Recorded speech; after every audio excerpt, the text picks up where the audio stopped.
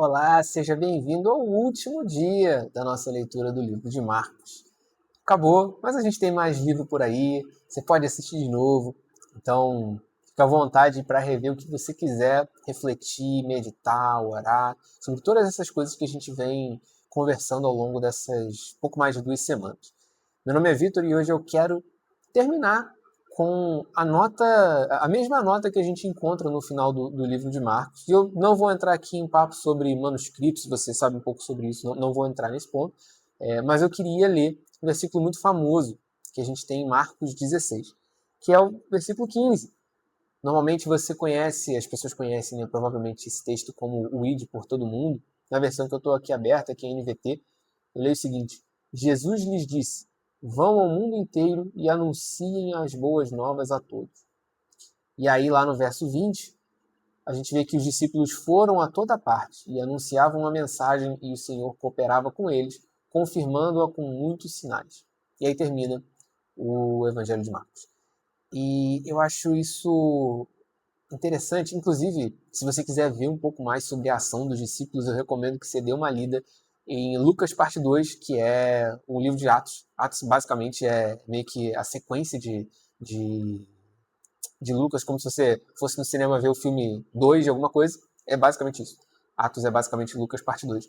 E é muito interessante você ver a forma como o Espírito Santo operava naquele momento enquanto os discípulos cumpriam essa comissão de ir por aí falando sobre Jesus, contando as boas novas do Filho de Deus que veio e que foi morto por mim e por você e por eles e por todas essas outras pessoas ao longo da história. Inclusive, é muito legal você ler o livro de Marcos logo depois de algum evangelho, não necessariamente só o de Lucas ou de Marcos. Falei o livro de Marcos, não, o livro de Atos depois de algum evangelho. Isso é muito, muito, muito legal. Você ter essa sensação de continuidade é muito boa de você ler direto. Mas eu queria só deixar a última coisa como um chamado à ação que a gente tem aqui. Nós somos comissionados. Jesus nos chama a cooperar na sua obra. Ele vai para o Pai, ele se assenta à direita de Deus, ele é assunto aos céus, mas ele deixa uma comissão para a gente. Ele resolve que não é ele que vai fazer tudo, não, ele chama a gente para participar. Ele confia a nós a tarefa de levar as boas notícias. Evangelho significa isso, né? Boas novas, boas notícias. Ele convida a gente a levar as boas notícias do seu amor, as boas notícias do reino de Deus que é chegado a nós, as boas notícias daquele que morreu e que ressuscitou, que venceu a morte e que nos promete vida eterna, porque uma vez que nós cremos nele, nós não perecemos, porque Deus o enviou a nós por amor, que ele veio não para julgar o mundo, mas para que o mundo fosse salvo por ele.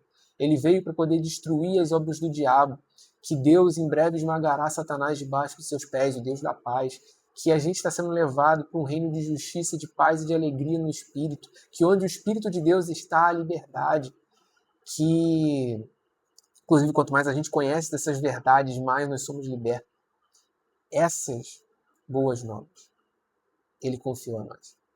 A oportunidade, a honra de cumprir isso. E não existe outro trabalho que seja mais valioso do que levar à frente essa mensagem. Uma mensagem que é maior do que eu, que é maior do que você, que é maior do que todos nós. Porque ela transcende a gente. E ela alcança pessoas ao longo da história. Essa mensagem que tem sido pregada desde que Jesus ressuscita pelos discípulos. Que Deus, na verdade, tem construído desde o início, quando o homem cai, e ele já profetiza para a mulher ali, já deixa claro que o descendente da mulher viria e esmagaria a cabeça da serpente em Gênesis 3. Essa mensagem que tem sido construída e contada ao longo da história. Nós somos convidados a levá-la. E mais do que isso, o Senhor coopera nesse processo, confirmando essa mensagem.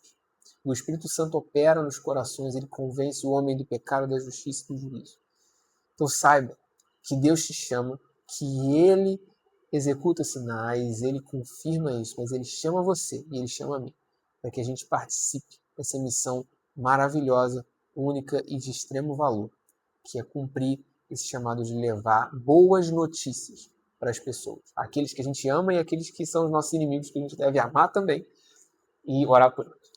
Então, que Deus abençoe você e até o próximo livro, né? Valeu!